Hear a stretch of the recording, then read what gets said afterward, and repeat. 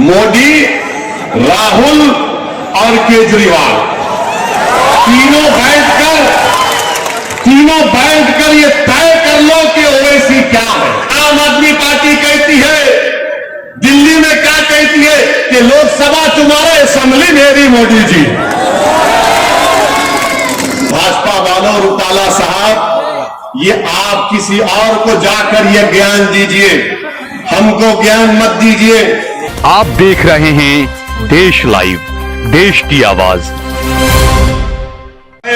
जिसके दिल में मजलूमों को इंसाफ दिलाने का एक लगन है, आप यहां से शिब्बू भाई को वोट देकर मजलिस को नहीं बल्कि बापू नगर की जनता अपने आप को कामयाब करे, ये मैं आपको बताने के लिए आया हूं।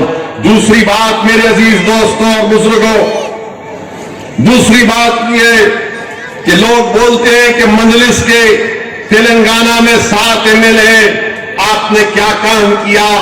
लोग बार बार इल्जाम लगाते कि मजलिस नफरत की राजनीति करती है। अरे जो लोग हम पर इल्जाम लगाते हैं, कभी आओ हैदराबाद को आकर देखो, तेलंगाना को कांग्रेस और आप एक बयान लगाते। मैं बीजेपी, कांग्रेस और आपसे एक बात कहना चाह रहा हूं कि तुम लोग किसी एक जगह पर अहमदाबाद में बैठ जाओ। मोदी, राहुल और केजरीवाल तीनों बैठकर ये तय कर लो कि ओवैसी क्या है। तीनों बैठकर तय कर लो। अगर तुमको चाय पीना चाह रहे, बिस्किट खिलाना तुमको है मंजूर, तो मैं सागर भाई को बोलूंगा कि जरा चाय बिस्किट का इंतजाम करो। मगर तीनों एक बार बैठकर तय कर लो कि मैं क्या हूं।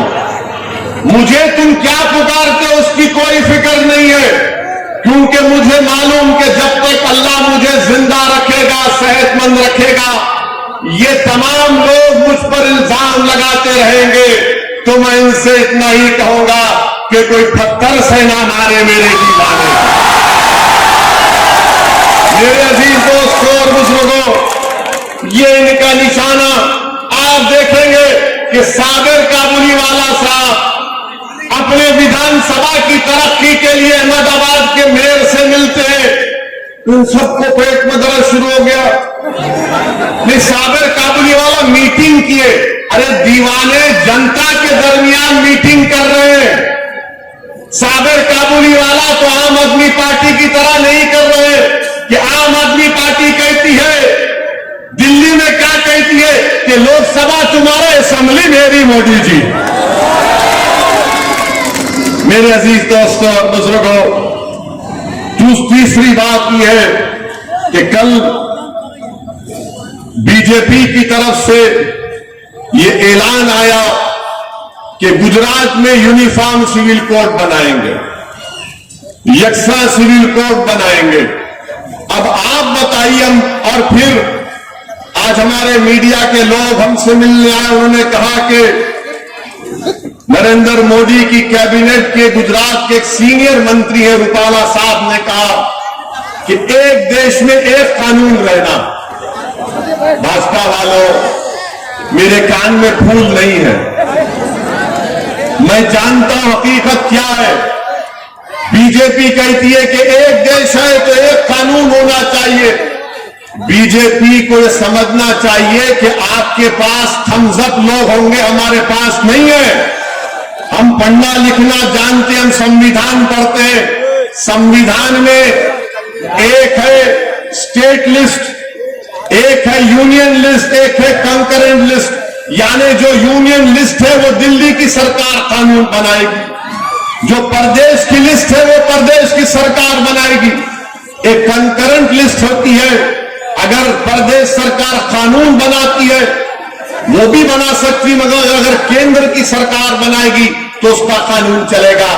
तो भाजपा वालों, रूपाला साहब, ये आप किसी और को जाकर ये ज्ञान दीजिए, हमको ज्ञान मत दीजिए। मैं सागर काबुलीवाला साहब के विधानसभा की जनता से सवाल कर रहा हूं, मैं सूरत की जनता से सवाल कर रहा हूं। जो लोग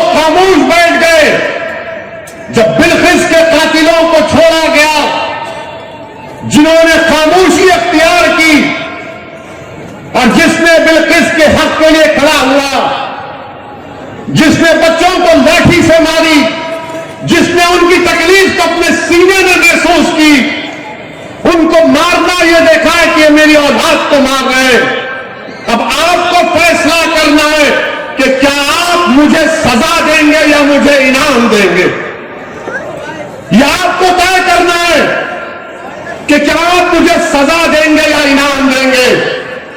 मैं आपसे अपील कर रहा हूं कि जो खामोश बैठ रहे आप उनको वोट देते आए, उनको वोट मत दो। याद रखो, जो आपकी तकलीफ को देखकर अपनी आंखें बंद कर लेते हैं, जो मजलूमों की तकलीफ को देखकर उनकी जबानें गूंगी हो जाती है, उनकी आंखों पर पर्दा पड़ जाता है, ओवैसी आपसे कह रहा है, आपसे अपील कर रहा है कि अगर तुम खामोश रहने वाली पार्टियों को वोट दोगे तो याद रखो, खुदा ना खास्ता तुमको हमेशा के लिए खामोश ना कर दे। तुम अगर खामोश रहने वालों का साथ दोगे तो जुल्म बढ़ता जाएगा। तुम खामोश रहने वाले पार्टियों को वोट दोगे तो याद रखो, तुम्हारे नौजवानों की जिंदगियों को बर्बाद कर दिया जाएगा। तुम अगर खामोश रहने वालों को वोट दोगे तो दलितों का, आदिवासियों का, मजलूमों का, गरीबों का एक्सप्लॉयटेशन चलता रहेगा।